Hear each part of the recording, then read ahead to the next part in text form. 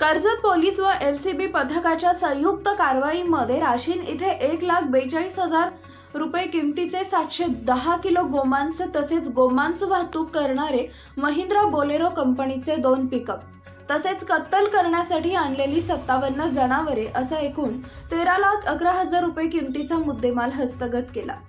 मंगळवार दिनांक 28 मे रोजी सकाळी 6 वाजेच्या सुमारास ही कारवाई करण्यात आली। याबाबतची अधिक माहिती अशी की गोहत्या बंदी कायदा लागू असताना राशीन इथे गोवंश जनावरांची कत्तल करून गोमांस विकले जात होते।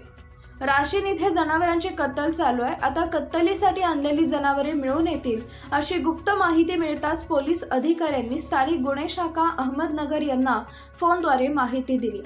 अहमदनगर येथील स्थानिक गुन्हे शाखेचे सहाय्यक पोलीस निरीक्षक Samadhan Vasant Bhatewal, police head constable Dattatray Hingade, Vishwas Berad, Vishal Dalvi, Sandeep Darandale, Sagar Sasane, Balasaheb Gunjal, Balu Khedkar, Kishor Shirsat, Arun More तसेच नाशिक हेडक्वार्टर्सचे अक्षय ठाकूर, गोरक्षक ऋषिकेश भागवत, राशीन पोलीस दूरक्षेत्राचे पोलीस कॉन्स्टेबल काळे, मनोज मुरकुटे, विशाल क्षीरसागर यांच्या पथकाने ही कारवाई केली। पथक घटनास्थळी गेले असता तेथील पत्र्याच्या शेडमध्ये एका इसम घरासमोरील पत्र्याच्या शेडमध्ये गोवंश जातीच्या जनावरांची कत्तल करताना दिसला। गोरक्षक व पोलिसांची चाहूल लागताच तेथून तो गल्लीबोळाचा फायदा घेत पळून गेला। त्याच्या आजूबाजूला विचारपूस केली असता त्याचं नाव शहबाज अयूब कुरेशी, राहणार कुरेशी मोहल्ला, राशीन, तालुका कर्जत असे असल्याचे समजले।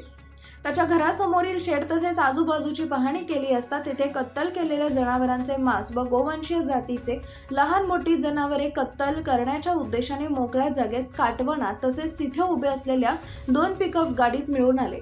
विचारपूस केली असता तेथील जनावरे ही सोहेल कुरेशी, सुलतान कुरेशी, दोघे राहणार कुरेशी मोहल्ला, राशीन यांची असल्याचे समजले।